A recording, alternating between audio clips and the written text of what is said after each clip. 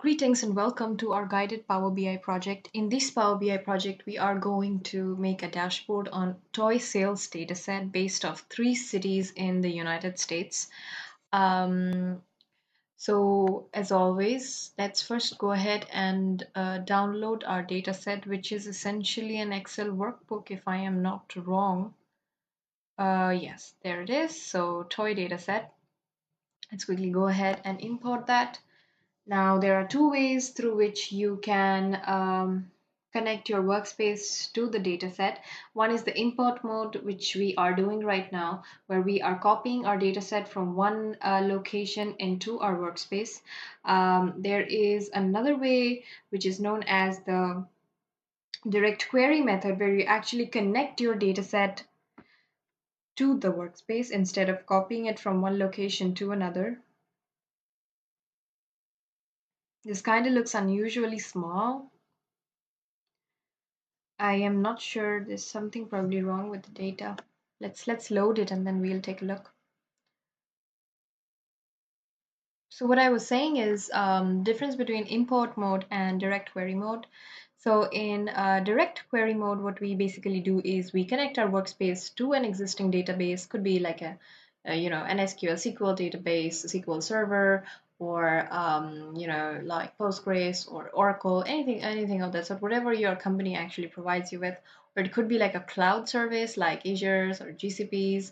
So all of that, and you can do that using these options right here. If it's not included in here, you could go to more options, and then another menu is going to pop up where you could actually import your data from a folder by using its path, or if it's a database, you got to provide its path.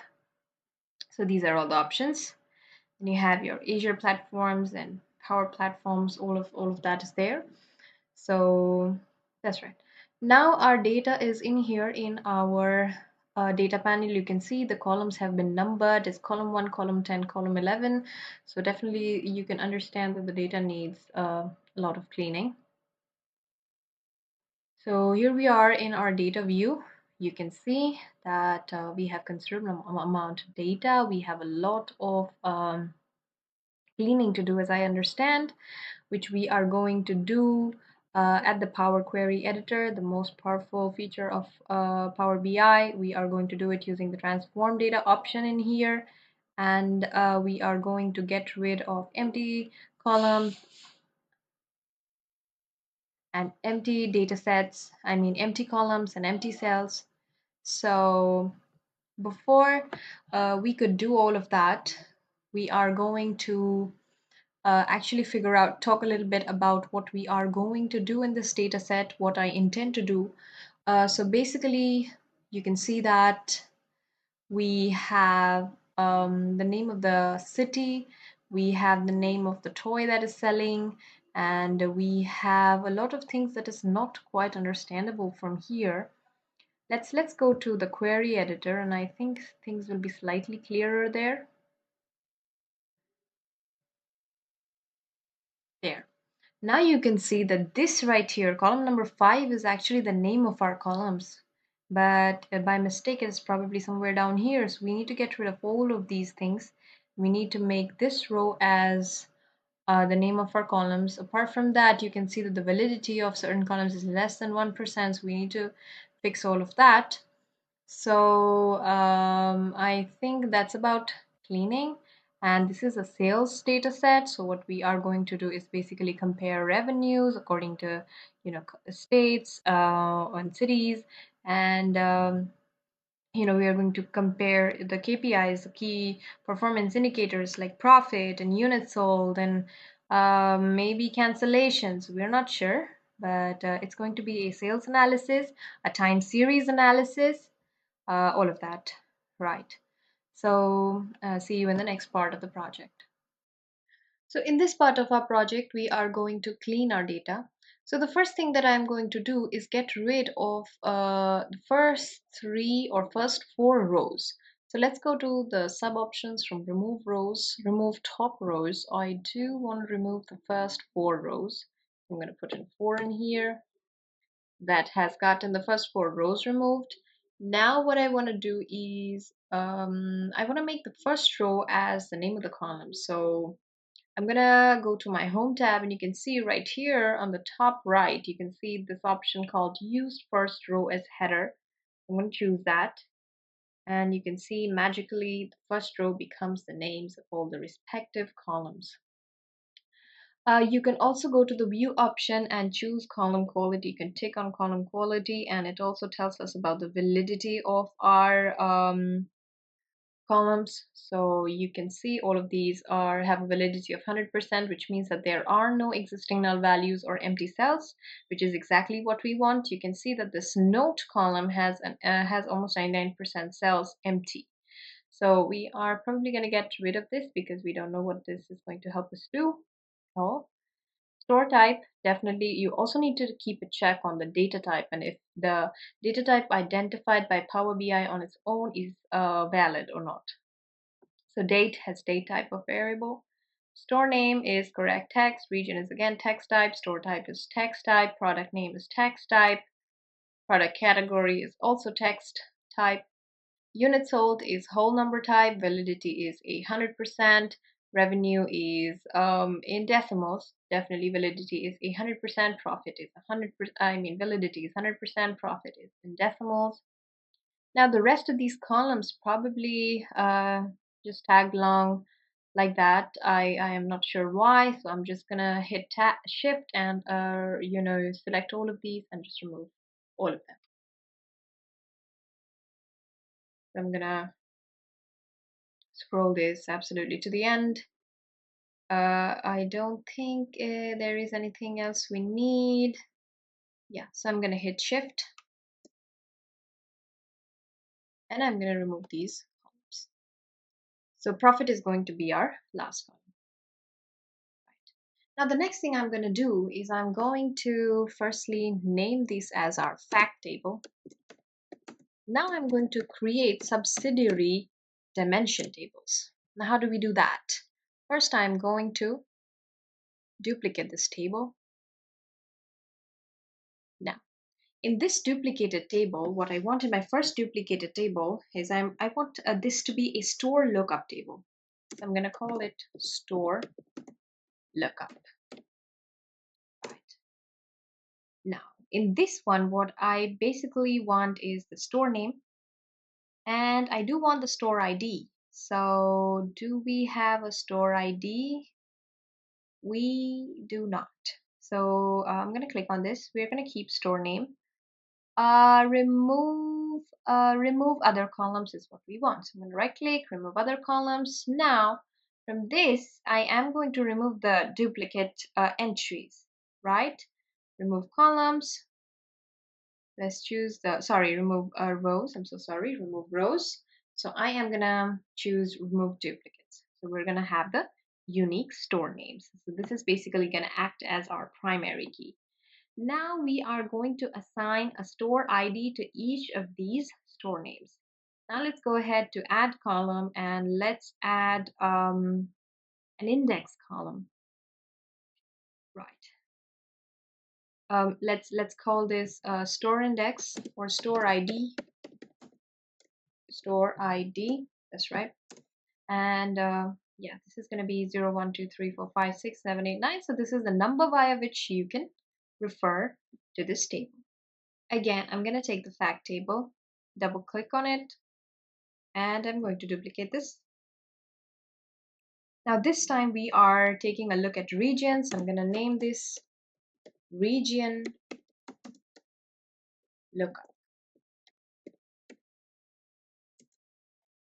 We're going to do the same thing. We're going to double click on region. We're gonna, choose the remove other columns option. So we're only left with region. It's going to be routine. We're gonna do the same thing, remove rows. We're gonna remove the duplicate rows. So we're only left with Los Angeles, New York, and Chicago. So we know these are the main cities whose sales it is that we are comparing. So now let's go to the add column option, add the index column, and this time it's going to be the region ID or the region index. Let's call it region index. Right. So we have fixed this, and the last one is going to be the store type lookup table. So again, I'm going to take my fact table, duplicate it one last time. I'm going to call this the store type lookup, right? So you have the store type lookup table. So now let's look for store type in here, and let's delete all other columns, remove other columns. And next what we can do is transform go to the home option and remove the duplicate rows, add an index column. Okay, let's use another from custom. Let's say starting index is 10. Let's make an increment by 2. Let's have some fun. So that's going to be our store indices, and this is going to be store type index, right? So this is our store type index. So we have almost so we are ready with our 3 lookup tables. So these lookup tables are nothing but dimension tables, which actually deal with categorical data. They decode the encoded categorical data. So in my fact table, what I'm going to do is I'm basically going to merge all 3 index columns from all these 3-dimension tables to our fact table, so we can build relationships between them. I'm going to go to my home option. I'm going to merge queries, and I'm going to use the store name. Yes. Okay. And for the first one, I'm going to use the store lookup. Okay, so we're gonna take a left outer join. Then from here, I'm just gonna choose the store ID, and that's gonna be it.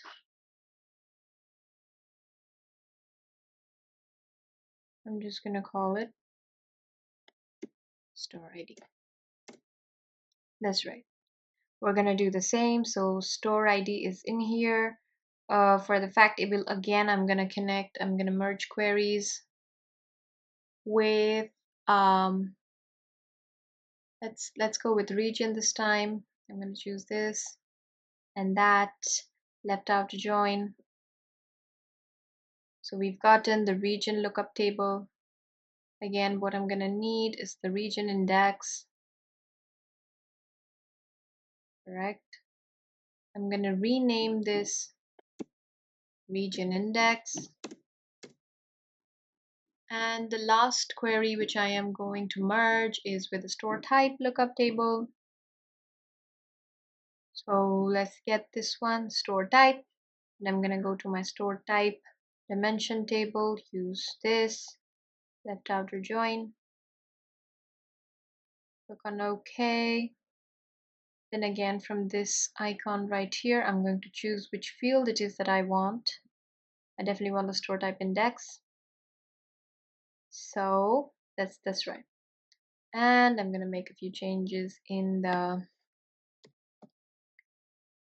store type. I mean the name of the column. I think we are there. So that's all the querying we needed. All the transformations we had to do is done. I'm going to quickly click on close and apply. And it's going to take a few seconds for Power Query to catch up with all the changes that we have done.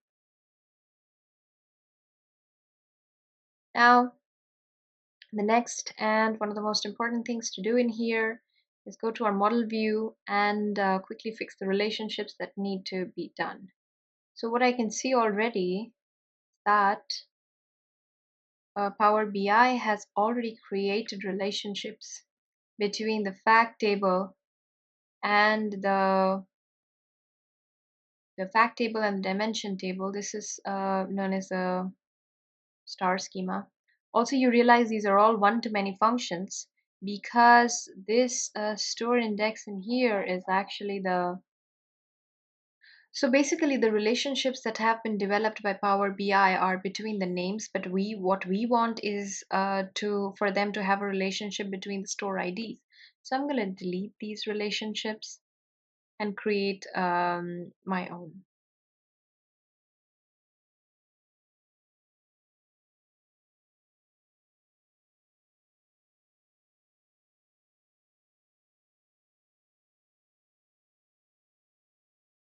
Right. So the first thing I want to do is I know that the region index and the region index in the fact table are connected. So I'm going to pull this up and drop it atop of this. So now the region indices are connected. If you click on them, you can see there is a relationship between the two. And then we have the store type index and the store type index in here as well. So they need to be connected. It's again a one-to-many relationship. And the third one is going to be the store ID and the store ID, obviously. So they are connected. So we have a relationship between the IDs and all the four tables. Now the last table that I want to add to the set of tables, existing tables, is our date master table, which is coming up in the next part of this project. So in this video, we are quickly going to go ahead and build a mm, date master table for our data set. So let's go to the data view. This is our existing data set. Let's click on new table. It gives us a new table. Now I could simply use one simple command and get all the dates that we have in this data set. So it's a time intelligence function. It's called calendar auto. It is going to consider all the existing dates that are present in my data set. So here are the dates that we have. I'm going to choose this, and I'm going to need the short format of this because I am not really interested in time. So this is my date. Now I'm going to add a new column. To this column, I would want this one to be my year. So I'm going to extract the year using another time intelligence function, which is definitely year. So I'm going to use calendar date as a parameter. So this is going to give me the corresponding years. I'm going to add another new column, and this time it's going to be the month. We could also use quarterly. We could, obtain quarterly data or whatever we want. So I want month right now. Now we cannot use the month option. That would actually give us the month number, which is not what we want. I'm going to use the format options. I'm just going to extract the the first three letters of every month. So there you go, calendar date, comma. I'm just going to put in the format that I want my output to be in. Click on that. So that's going to give me the names of the months. Now let's go ahead and get one more column, which is going to give us the weekday. So I'm going to call this weekday. Again, I am not interested in the weekday number. I am only interested in the name of the week. So again, I'm going to use the format option, put in data as the parameter. My second parameter is going to be the format I am looking for. In this case, it is day. Let's see. Yes, that gives us the date. So we have fixed this. We have our date master table. The last thing that is left for us to do is to connect it to our fact table. So you can see that our calendar table is in here. We are at the model view and we need to connect our date with the date in the fact table. There. It is going to be a one-to-many function again. This is the star schema. And I think that's it for us, as in prepping our data and making it absolutely ready for visualization. The next step is to jump right into our visualizations. So see you in the next part. So in our previous videos, we have prepped our data. We have used the Power Query editor to create fact tables, get rid of unwanted columns, empty columns, null values, and erroneous data. Then we have split our fact table up into a fact table and several other dimension tables such as region, lookup store type, lookup. Then we have also created the date master table, and then ultimately we have connected all of them using the star schema here at the model view. So now that our data is totally prepped and ready for visualization, without much further ado, let's get going. So for this toy sales data, let's first prep our canvas background. Let's browse and get an image that we might have.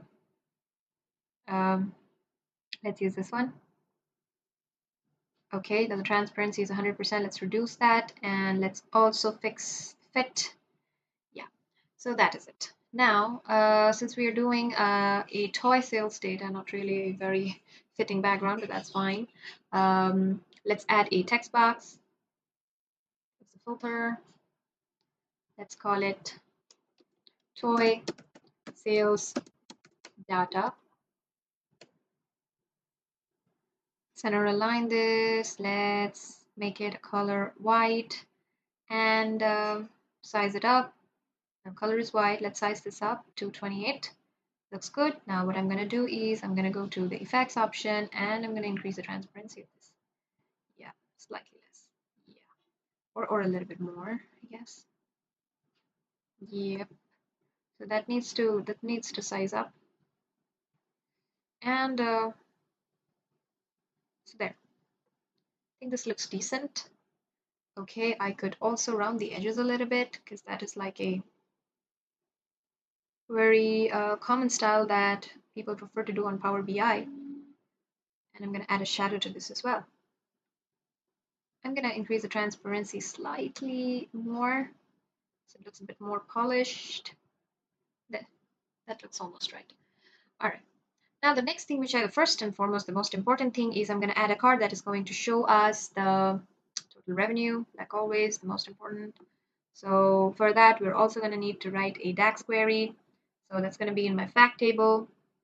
We could actually add a new table where we want to add all our measures, but it's fine. We're going to add it to our fact table. I'm going to click on new measure. I'm going to call it total revenue.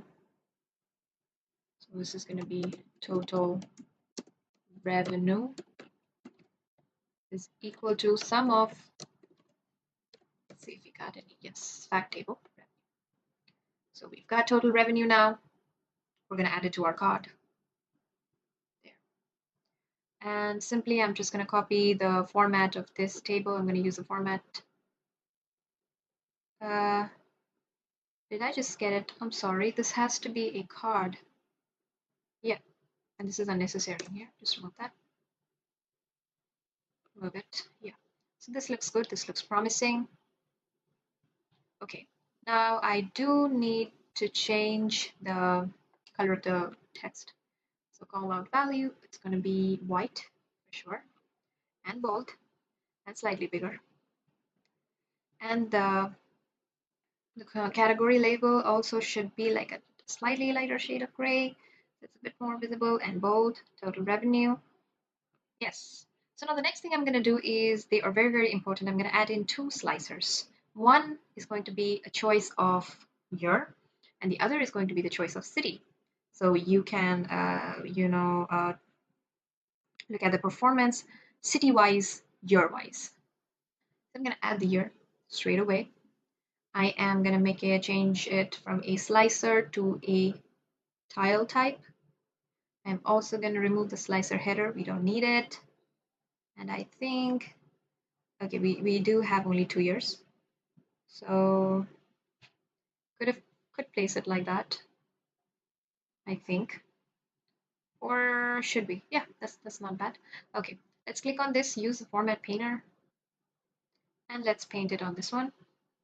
Now we also need to add a color to the tiles. Okay, let's change the color of the values if we want to make it like a white color, and increase the size. And we also need to fix the background.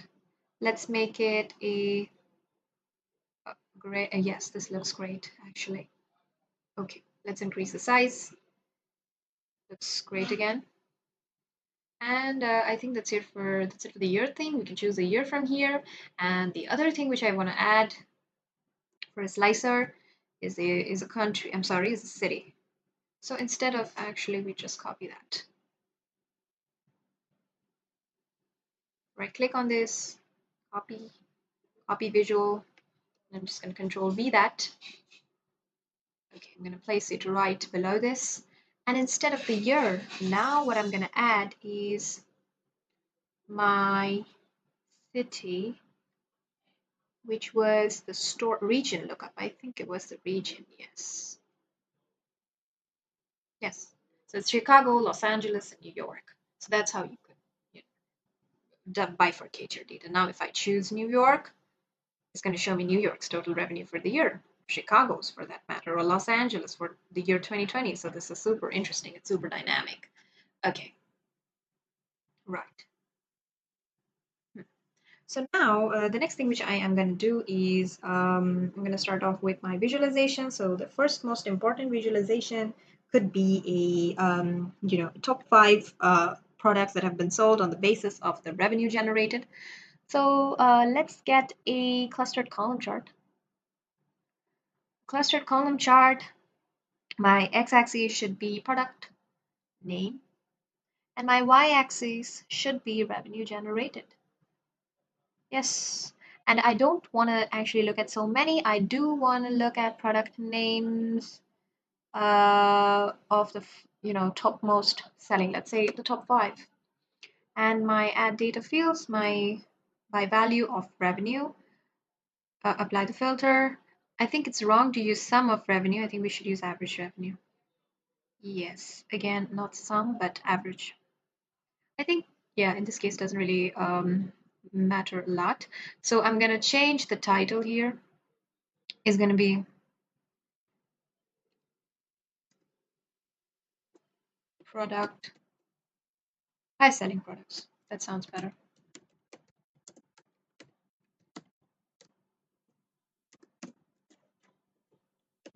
Highest selling products. And I'm going to center align this. I'm going to make the background like the same. Yes. Increase the size. Make it bold, text color should be white, and the rest I am just going to copy using the format painter from another. Yes, okay. I just messed up there. I'm gonna have to fix it again. Title. Okay, the size should be slightly bigger, color should be white, and center aligned should be maroon. That looks about right. I also want to change the color of the columns because I absolutely hate this color in here. This blue. So my, sorry, we need to select visual. Yeah, we could add grid lines. That actually looks super, super good. We don't want dotted, we want solid and white grid lines. Yes, we could use zoom sliders. Okay, let's change the color of the columns to something that looks good. Let's use a, let's use a better shade of blue. Let's see. Okay, we could use something grayish. No, that just looks dull. Maybe a green. That is, yeah, that's like an optimistic shade, but pretty much an onion. Okay, I'm going to change the color of the values to white. I'm going to size them up a little bit and make them bold. Then again, my x-axis, I'm going to do the same thing, make them white and color them up. Okay, this is right, almost correct. And the title is fine. I also need to fix it. Do we need the title? I kind of don't think we need. Yes, because highest selling product, we just need to fix the title of the y-axis though. We're going to call it revenue, not the sum of revenue, just revenue. We can see dinosaur figures are highest selling in Los Angeles in the year 2020. In the year 2021 is, again, dinosaur figures are the highest selling product. So we must invest in dinosaur figures. Right. So this is like a proper size. Next, what we could do is We could get a regional revenue. So let's take another, maybe like a clustered bar chart this time. In this visualization, we can do a weekday analysis of the profits. Let's see which are our most profitable days. So our y-axis is legit going to be our weekday. The time constraint is always on your y-axis, and our x-axis is going to be, let's say, profit. So Saturdays are most profitable days. Let's say we're gonna go with average. Yeah, so then again, by average, you can see we're always gonna take the central tendency whenever we are considering some statistics. So definitely on an average, you can see that Wednesdays are most profitable. So I'm going to select the previous visual and I'm going to copy its format onto this one. So we're done here. Average of profit by weekday, super, super good. Now all we need to do is we need to fix the sizes of these so we can fit the rest of our visualization. Now, one super interesting visualization which we can do is a time series plot containing the YTD, the year to date revenue, and the previous, same time previous year, revenue for any city, any year. So since we do have 2 years, so we can make their comparisons. So now in the fact table, I'm going to create a new measure, obviously. So we need to write two very, very simple DAX operations. This is our current year revenue, right? It's going to be a continuous calculation is equals to total YTD. Total YTD is an option, is a function here. And I'm going to put in the sum of um, the revenue. Where is revenue? Yes, the sum of revenue. And this is going to be according to our date from the calendar table or the date master table, whatever you like to call it. So this is our current year revenue, right? Yes. So we could only do the current year revenue actually for 2021. And once we are done with that, let's choose a fact table for, let's make a new measure of the fact table. Now this I'm going to name PY revenue, the previous year revenue, which is going to be equal to, again, I'm going to use, this time you're going to use the calculate function. And my first parameter is going to be the sum of date. And my next parameter is going to be this time intelligence function, which is called same period last year. I'm going to add in date as well to this one. Yes. So it's the same thing. All our calendars and fact tables are connected. Let's just hope that PY revenue. Now, how do we build the visualization? So what we are going to do is, okay, let's take a line chart, right? In my line chart, my x-axis is definitely going to be my, you could say year, or maybe not the year. My x-axis is going to be my date, and my y-axis, my first y-axis is going to be the previous year revenue, and the second one is going to be my current year revenue. Okay, instead of this, what we can do is let's remove this. Let's get a line and stacked column chart. My x-axis again is the date. My column y-axis, let's make it current year revenue, and it's going to be previous year revenue. Let's make a table, at least. Let's add current year revenue. Let's add previous year revenue. It's giving me a date. Huh?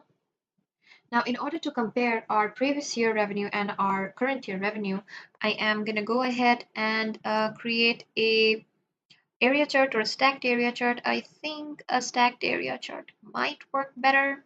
Let's try. So my x-axis is definitely going to be my date. I am going to remove a day and quarter maybe. We don't really need it. My y-axis, my first y-axis, let's make it our current year revenue, and my I think this is okay. I'm so sorry. We're gonna need a distribution. We're gonna need a frequency that has two openings for y-axis. So let's go with an area chart. So it does have a secondary y-axis. So that is going to be my previous year revenue. You can see we've got that. So each place you click on, you can see 2021 October. You can see that current year is so much more than the previous year. So yes, we have successfully built our visualization. I'm going to click on this and I am going to format this visual using the same. Now we definitely are gonna, okay, so the so the figures for this year are much, much higher than the figures of last year, but we definitely do not want a visualization which is this distorted. So I'm just going to go ahead and turn off the data labels maybe. Are they not the data labels though? Oh, I'm sorry. For this visualization, maybe either I will turn off the data labels or I might have to reduce their size. So I think reducing their size makes more sense because definitely I want it to be 50. Yeah, so that is how we are comparing our previous year and current year revenue for Los Angeles here. We can do the same for New York and Chicago. So I'm going to alter the title and call it Yearly Comparison of Revenue. Yes, that's right. Of revenue. So now all that's left for us to do is arrange this. So what I'm gonna do simply is I'm gonna just place them right next to each other, like three columns. I am gonna pull this out a little bit. I think that's the only way I can think of arranging these because these are big visualizations. They all need a lot of place. I'm gonna place it right here in the middle and extend this out here. And there you go, the third visualization.